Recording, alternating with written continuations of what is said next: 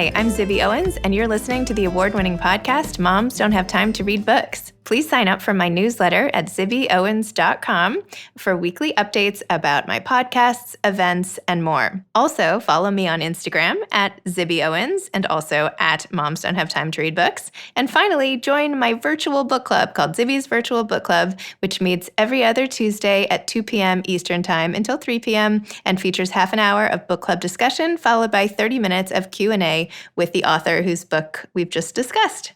You can sign up on my website, zibbyowens.com, under the Virtual Book Club section, or even on Instagram under the link in my bio. I hope you'll find me in all these different channels and enjoy this podcast. Hi, I don't know if you guys know this or not, but I have an anthology coming out called Moms Don't Have Time To, a quarantine anthology. And it comes out on February 16th and has essays by 60 plus of the authors who have been on this podcast. So first of all, please pre-order this book. I think you will love it. I'm so excited about all the authors who are represented.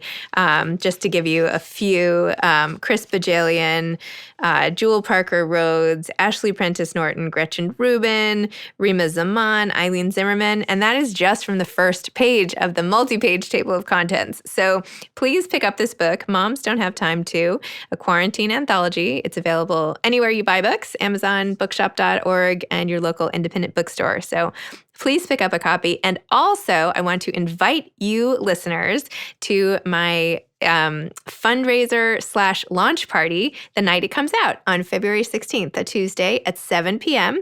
Bookhampton and the Children's Museum of the East End are co-hosting it for me, and 50 of the authors who wrote essays in this book, as well as many of the amazing authors who blurbed this book, who wrote little praiseworthy quotes at the front, will be there, and you can be there too. So if you go to my website, zibbyowens.com, and just click on Anthology and go to Book Tour, you will see a whole fundraiser section.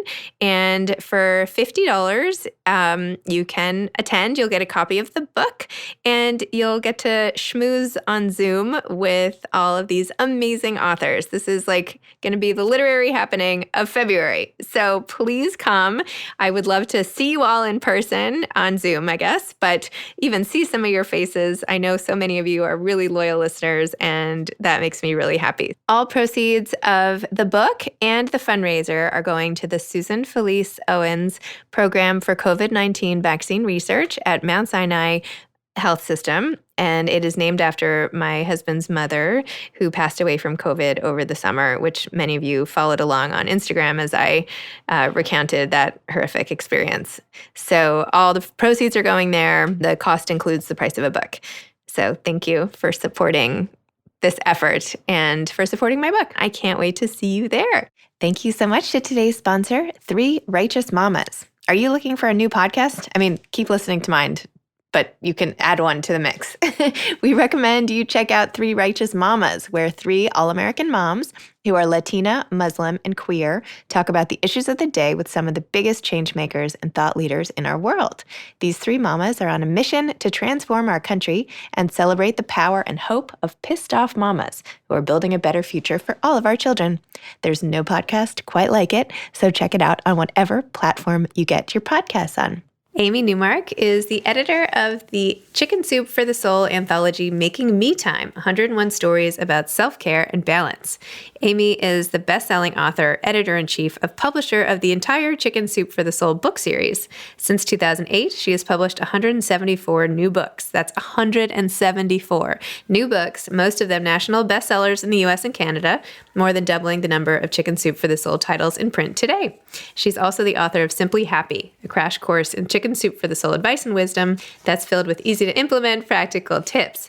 She's really credited with revitalizing the entire Chicken Soup for the Soul brand, which has been a publishing industry phenomenon since the first book came out in 1993. Amy graduated magna cum laude from Harvard University, where she majored in Portuguese and minored in French. She then embarked on a 3-decade career as a Wall Street analyst, a hedge fund manager, and a corporate executive in the technology field. She's also a chartered financial analyst. Her return to literary pursuits was inevitable, as her honors thesis in college involved traveling through Brazil's impoverished Northeast region, collecting stories from regular people. When Amy and her husband Bill, the CEO of Chicken Soup for the Soul, are not working, they are visiting their 4 grown children and their grandchildren. Welcome, Amy. Thank you so much for coming on Moms Don't Have Time to Read Books. Hey, I'm thrilled to be here. I've heard about you for years, and I was so excited to finally get the opportunity to meet you. Oh, well, this is so great because we have these anthologies coming out at the exact same time. And your book, which, as you know, I read a couple months ago, and I I read it on one of these days where I can't remember why, but I was like walking around my house like the whole time reading it. And all I remember is like looping around and reading essay after essay and thinking I was just going to read one. And then I couldn't stop. It was so good. And now, of course, I've forgotten most of them, but they were amazing. They're like potato chips. They are, right? You can't stop. You say, I sometimes read our old books again, and I'll say, I'm just going to read one story, and then I'll just sit there and read 5 stories because I can't stop. They're great. So this whole Chicken Soup for the Soul enterprise you have going, this particular book is the latest one called Making Me Time, 101 Stories About Self-Care and Balance. And I do want to talk about this book because it has so many great essays from all sorts of different writers. But I want to just start and get some background on how you got to where you are right now. How did this whole enterprise get revamped and launched? And how do you keep launching books with 101 essays like all the time? I don't know. It's kind of like a hamster on a treadmill, right? It just never stops. Sometimes I say it's like labor pains, like one comes and then you have a little break and then there's another one and you can't stop, but they're always going to come. And I feel that way with books. I get one to the printer, but I have to immediately turn to the next one. There's just no downtime. But I do love doing it. So that's the good part. I complain about it all the time about how busy I am. And then I really find that I love it anyway, because it's storytelling. How great is it to have a job where I get to just share wonderful storytelling with people? And it was funny. We bought the company in 2008 from its founders, Jack Canfield and Mark Victor Hansen. And they were motivational speakers and they were writing a lot of other books besides Chicken Soup for the Soul books. And they just decided it was time to pass Chicken Soup for the Soul on to people who could take it to the next level.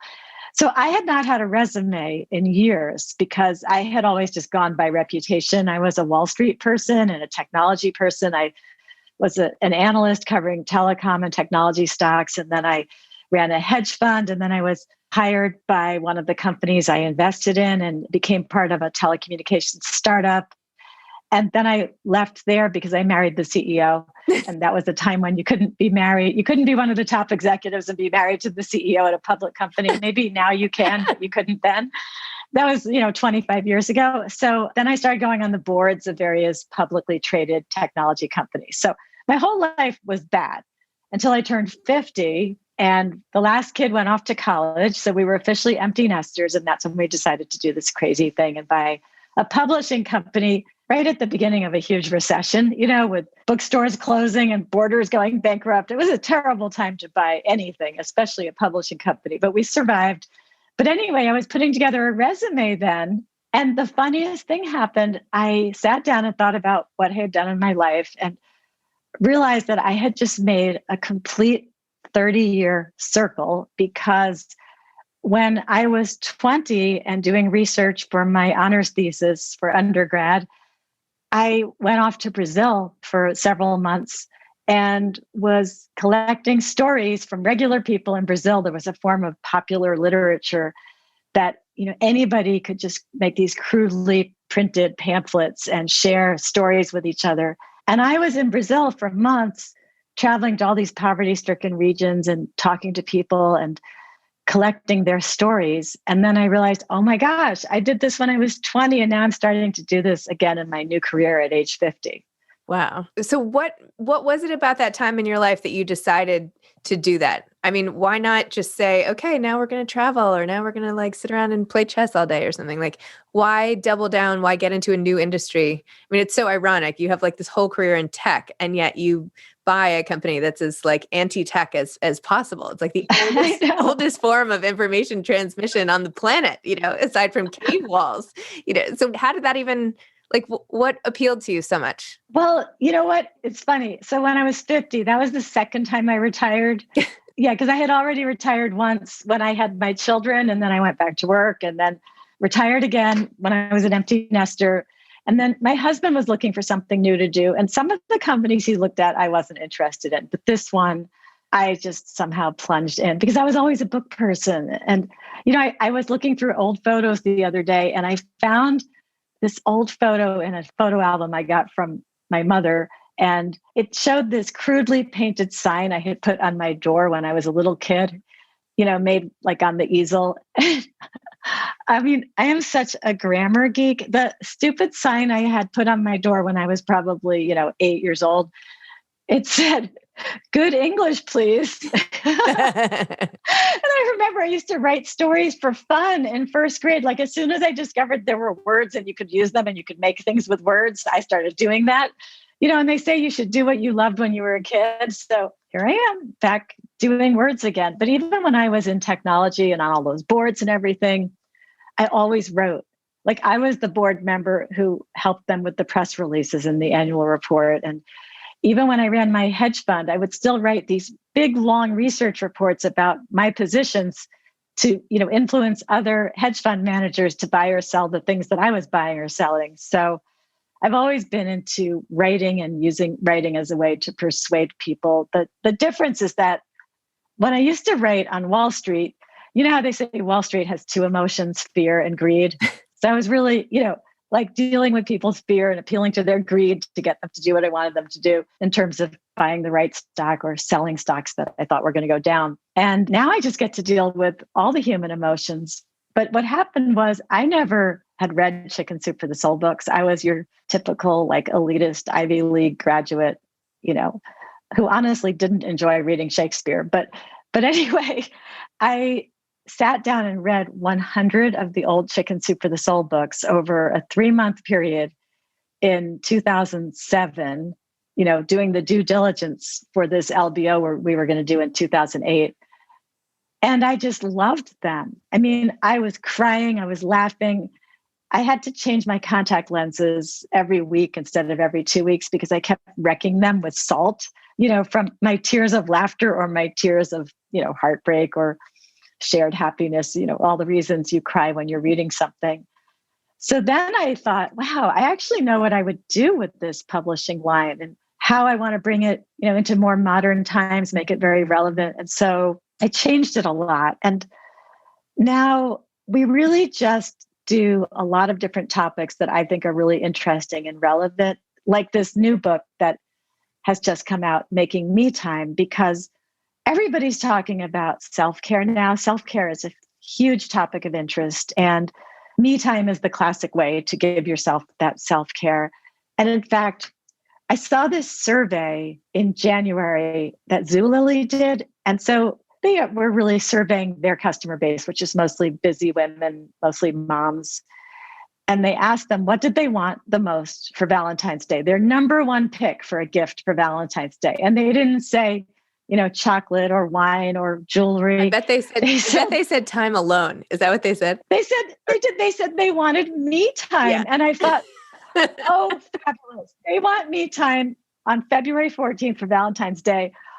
Well, guess what I have for February 16th? And actually, so do you, right? So you also came out with a book that was really about self-care and me time for February 16th. So the two of us are so on target with the most important thing that people are looking for these days. Awesome. Well, I'm so glad we did that. I hope we're helping lots of people. We're just so amazing. We are. We're so plugged in. Totally. We were like, we predicted this before it even came. But you know what it is? You and I are so busy that like the two of us, the thing we probably crave the most is me time, right? That's what we want. I mean, God, I'm so excited if I get an hour to read at night, to read something that I have not edited. Like it is so great to have that 1 hour. I just live for that all day. See, I've turned that into like what I do all day is having to read. And so now I have to do it. So now I do it. It's great. Now I just that is even better. Reading books that you didn't have to edit, that you have to read, and then you get to talk about them. You get to meet the authors. But what is better than that? Like I saw your book club appearance by Elizabeth Berg talking about her latest book. And Of course, I had heard of her, but I don't think I had read any of her books. So I immediately that day got, I think it was called Home Safe, and I read that one. And now I'm reading another one of her Oh, books, good. in my 1 hour at night. Oh, So that's great. yeah. Yeah. So thank you for that. Oh, Thank you're you for welcome. turning me on to an author who I should have been reading all along. No, I'm glad you came to that book club. I mean, I think that's the thing also that your book is doing. I mean, you have so many authors in here and writers that I had not heard of that are fantastic. These essays are well written and thoughtful and bring a whole range of perspectives and are emotional and inspiring. Like, where do you find all the authors? How does it work? So people love being published by Chicken Soup for the Soul. I bet. And we will have stories just appear in our, database of submitted stories. They'll appear from, New York Times bestselling novelists, and their stories will pop up. I'll say, "Oh my gosh, I am sure I know this name," because everybody has stories that don't fit into their normal published works. Like, I remember years ago, we published a great story by Brad Meltzer about his mom, because a wonderful, moving story about his mom is not going to fit into one of his suspense novels, right? So we get stories from everybody. But what we love is publishing stories by people who have never been published before. Like, amazingly, in our Making Me Time book, 48 of the authors we have never published before in a Chicken Soup for the Soul book. And there's a pretty good chance they've never been published anywhere before, because for so many people, their first time being published is with us. But you'd be amazed how many people we publish and it starts them thinking, "Oh my gosh, I really am an author." And then, even though we don't recommend it, they quit their day jobs. But a lot of them become hugely successful authors. There's a guy named Andrew Kaufman who we published maybe 10 years ago. He wrote about having cancer in our cancer book. We published that. He had been a television news producer, so writing of a different kind. And being published by us helped him to say, "I've always wanted to write instead of being a TV news producer." And so he quit.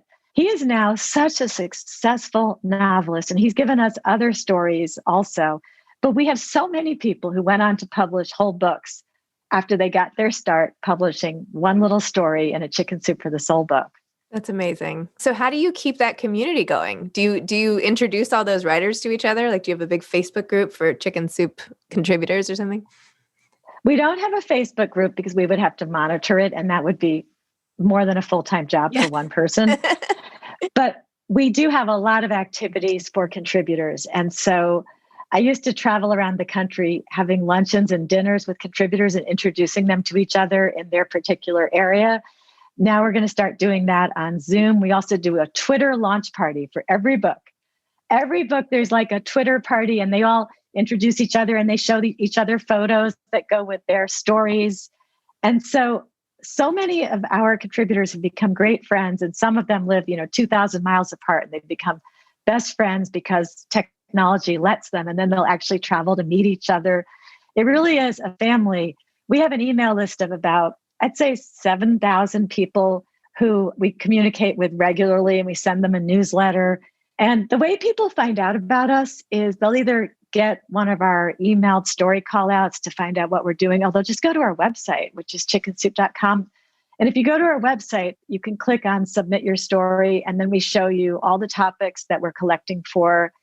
And we have story guidelines, and we really walk people through the process. So it's very easy to submit, and every single submission gets read. And so it's really thrilling when we can say, like half the people in a new book like this Making Me Time book are new to us. So we're constantly widening our net. We're spreading our net to get more and more contributors and huge amounts of diversity. We make a really big point of saying we absolutely want stories from every ethnicity, every religion, every not religion, every belief system, every place that you could possibly live, every ethnicity, belief, every sexual identity, the whole LGBTQ community. I mean, we've always been like that, though. That's not a new thing for Chicken Soup for the Soul. Since Chicken Soup for the Soul started 27 years ago, Chicken Soup for the Soul has always reflected everybody in the pages of our books, which is cool because then you get to meet people in the books who you wouldn't ordinarily meet.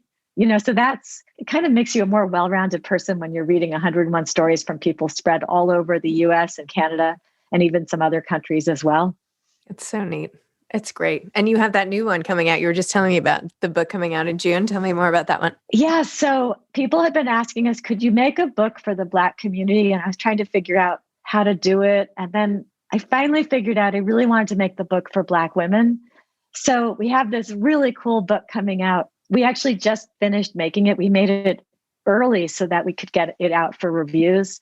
I'm working with a wonderful Black female novelist named Brina Clark, who, oh my gosh, she was an overnight success. Oh gosh, a couple of decades ago, she was working as an assistant at a media company. And on the side, she was writing, this amazing, great American novel, basically. And it was her first novel, and it was picked for the Oprah Book Club. And it went wild. She sold more than 700,000 copies. And she's had two really fabulous novels since then. And I know she has another one coming out sometime in the next couple of years, which I heard a reading of a little part of it the other day, and it was so good. So she's been working with me, and she and I together worked on choosing all of the stories. And there were so many great stories that it really broke my heart that I couldn't put all of them in our book. And I actually already kind of cheated because we're supposed to have 101, but I took all the ones that were poems and I said, I'm not going to count the poems. I'll just put those in separately. I'll sprinkle those throughout the book. So I have 101 stories and then another dozen poems on top of that, because and then I took so many of the stories that were great that we just didn't have room for, and I moved them to other Chicken Soup for the Soul books coming out in the second half of 2021. So I'm trying to publish as many of them as possible, but that's been really, really exciting also, providing this safe space for Black women to talk about what really matters to them and to share about just what happens. I mean, one woman, you'll get this, being a mom of teenagers, her son wanted to go and protest. He wanted to go and walk in a protest about George Floyd. And so he said, Mom, I need a t-shirt. And she couldn't get him a George Floyd t-shirt quickly enough because, he needed it in like 2 days because he's a teenage boy. So he needed it immediately. He didn't ask her on time. And then she found a t-shirt that said, I can't breathe on it. That was from an Eric Garner protest. And it just broke her heart. She's like, here, I have the perfect t-shirt for you.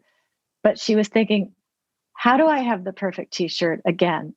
Eric Garner was 6 years ago. And now I'm giving this to my son for George Floyd. And it was so moving and just something that would appeal to every mom, that this is what I'm dealing with. And my poor son has to now go and wear the t-shirt from Eric Garner because it applies still to George Floyd. So there are stories like that in the book, which I think everybody will read this book because everybody needs to understand what's really happening and what it's really like to be in the Black community and have these things going on in society today that make you feel so unsafe at all times, So anyway, Brina Clark, though, is the one who I've been relying on for all of that, because I wouldn't be presumptuous enough to say that I should choose the stories. So she chose the stories and I'm putting them together and publishing this book. So that's that book. That's amazing. But anyway, yeah, that's been my form of me time, though. So that has been such an amazing experience that work has felt more like self-care and me time, because when you're really passionate about doing something, it doesn't feel like work anymore. Totally. Wow. I mean, that book sounds amazing. This book already was amazing, and now it's just coming out, and I'm sure will be a place of refuge just to lose yourself in these pages. It's like the book itself is the me time. You don't have to then go take a bath or anything. It accomplished that already. So did you notice when you were reading Making Me Time, how many people talked about getting outside in nature? Yes. In fact, right? Yes. In fact, the day I read it, I remember I made a point to go into the park because I was like, you know what? I totally don't do this enough. I do it with my dog, but I have to make it a part of my life. I have to do all of these things. Seems so simple. Going into nature, reading, spending time in the library. I love this self-care found in a library basement one. And just all these things are achievable, and yet they get put on the back burner until something happens and you just can't avoid taking care of yourself because something bad happens or something, right? Yeah. Yes, the nature. Well, people have to you have to put self-care on your to-do list. And a lot of people are like, oh yeah, I'm going to do the me time after I finish my to-do list. Like, no. Put your me time on your to-do list and don't vacuum the house. Like your me time is more important. But it was interesting how people found that the thing they were doing often when they were procrastinating and saying, oh, I haven't done my me time, was actually their me time, like going and taking a walk. Like one woman went outside and she sat by the pool and she was saying, okay, I know I have to come up with some me time, but I really just want to sit here and look at the birds and listen to them chirping and look at the leaves rustling. And she did that for half an hour. And then she said, oh, that was my me time. I'm such an idiot. And then the woman who said, yeah, the woman who was at the library sale. So the book sale once a year when you can buy books for, $1 at the library. And they said, oh, we're not going to have the event anymore because nobody's volunteered to do it going forward. And she said, well, I would do it, but I don't have time. And she's thinking, I still have to get my me time organized. Like I know I'm supposed to engage in self-care, so I can't possibly do this. And then her husband volunteered her anyway. And then she went and she did it and she realized, oh my gosh, that's my me time. I love books. Volunteering at the library and organizing the books for the sale each year. That is the best me time I could possibly have. And so that was one of the points of the book, is that you have 101 points of view about what kind of self-care worked for 101 people. And it gives you ideas for what will work for yourself, right? Like, I don't think anybody was knitting, but maybe knitting is your form of self-care. And somebody else was hiking and jumping off cliffs. Well, that might not be your form of self-care, but that was hers. And so you realize there's a whole panoply of things you can do for your me time. It's really up to you to discover what works for you and then put it on your to-do list, and then you're good. And now you are going to be a much less stressed, happier person going forward. So what is on your personal me time list aside from reading at night for an hour? Or exercising. So I guess I'm not unusual, right? Exercising. So I mean, the best. I can't meditate. I think I tried that for 1 week and I just kept wanting to multitask. Like I can't do that. I can't either. So I can't either. No. And I was asking people like, well, can I ride the exercise bike, but not read while I'm doing it? So then that will be like meditating plus exercise bike. Like, no, you're not allowed to do that. You cannot multitask. So forget that. So I like to go on walks and listen to audiobooks since I don't have as much time to read. I read by listening to audiobooks. And then, so that's the reading. And then that's the exercising, which she combines reading again, doesn't it? Because the audiobooks are bad. Okay. So I found 2 ways to read for my me time. Isn't that interesting? What do you think it is about stories? Because you're obviously like a story addict the way I am, right? I just love it. I love hearing them and I don't get tired ever of hearing stories, right? I'm like, I even just like pore over the obituaries because I'm like, wow, well, that's an interesting story. I wonder about her life and like, let me fill in these details. And there's stories everywhere and I just can't get enough. And you in particular have dedicated your life to like getting more stories out there. So I don't know. What do you think it is about storytelling and hearing stories and having stories be a part of the fabric of our everyday lives? It's so interesting, isn't it? I mean, stories are so entertaining. And then for some reason, stories are always enlightening. Even though, we particularly pick stories for our books because they're going to be particularly enlightening as they entertain you and they're going to let you think and they're going to help you improve yourself in a really painless way, right? You're not like writing essays or doing bullet lists or, doing homework from some self-care book. You're actually just being entertained while it painlessly, gets into your head. I don't know why I love stories so much, but I always have. I mean, I wasn't allowed to watch television as a kid, so I read a lot, but really television was storytelling also. Who doesn't like stories, right? I know. I don't know. Well, it is how mankind has passed on wisdom and culture and advice forever, right? Like before we had written language, we had storytelling around the campfire, right? Like that is the most effective way. Like if you want your kids to pick up certain values or cautionary tales about not going, out with a drunk driver or whatever you're trying to get into your kids' brains, stories are always more effective than just telling them. But even as an adult and somebody who's supposed to just tell herself stuff, I find I get so much from reading other people's stories. And you know what people tell me? and I don't know if I should take this as an insult, but my friends, so my friends, who've known me forever, so they knew me pre-Chicken Soup for the Soul when I was the Wall Street person who was trading and, swearing with the other traders and doing all that stuff, that hard person. So now they say, "You're so nice now." Like, oh, really? What was I like before? But also I just find that when you read all these stories, you just become so much less judgmental because you're so exposed to the fact that stuff happens and what can happen in anybody's life and how anybody can make a mistake and how everybody's basically good underneath those mistakes. And you just become more grateful also for what you have. So I really feel like I've become way more forgiving and less judgmental and more grateful and more aware every single day of what's good in my life. And also you learn not to take things personally. Mm-hmm. Like you're at a store, like we're going to stores now, but let's pretend you're still going into stores and there was a crabby cashier. Well, you learn from reading all these stories, okay, something else is going on in her life. It has nothing to do with me. She doesn't even really know who I am or what I look like. If she closed her eyes, she couldn't tell you who she was just crabby at, and so that allows you to just go through life like untouched by it. You become Teflon. So for me, stories have dramatically improved my disposition, apparently, according to what people say. I love that.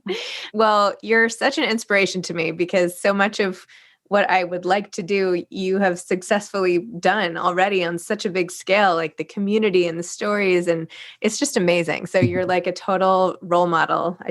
I'm watching what you're doing and trying to learn and, so it's great. Do you have any parting advice for aspiring authors? I think that you should write stories that come from your heart. I know that sounds so sappy, but if you're really passionate about something, you will write better. And so to me, the best thing to do is to sit down and write about something that happened to you in your real life. And even people who write novels draw it from their own lives, from the lives of people they know well. But you're going to be a better writer when you write about something where you really feel the emotions. And then the other thing I tell people is you have to be unselfish in your sharing and really reveal everything. That's what you did in your book about Moms Don't Have Time To. I mean, I noticed that in your stories, you really shared your innermost thoughts, and that is so helpful to other people, and that makes the best writing. So that would be my advice, is just share unselfishly. And if you're writing for Chicken Soup for the Soul and you're really oversharing about a particular family member, we will let you use a pen name. Good to know. I have actually used that name in the past because I haven't wanted to get in trouble. It's a useful tool, not outdated. Well, Amy, thank you. And I know we're going to have all these other opportunities and we're doing all these Instagram lives and Facebook lives and all the rest. And I'm so excited. So I'm thrilled that we've connected because of these books. And thank you so much for coming on. Thanks for having me on. And I know I'll be seeing you again soon. Okay. Bye. Thank you, Amy. Thanks so much to Three Righteous Mamas for sponsoring today's podcast. And just a reminder again, please pre-order a copy of my book, Moms Don't Have Time To, a quarantine anthology, and go to my website under the anthology tab for the fundraiser. And I hope you'll buy a ticket and join me and I should have mentioned all proceeds go to COVID-19 research. So please join me for the fundraiser. Thanks so much. Thanks for listening to this episode of Moms Don't Have Time to Read Books. Don't forget to follow me on Instagram at Zibby Owens and at Moms Don't Have Time to Read Books. Also sign up for my newsletter at zibbyowens.com and sign up for my virtual book club and meet lots of authors on Zoom every other week. Thanks so much to Steve and Ryan at Texture Sound for the sound editing. And thank you to Morning Moon Productions for providing this fantastic intro and outro music.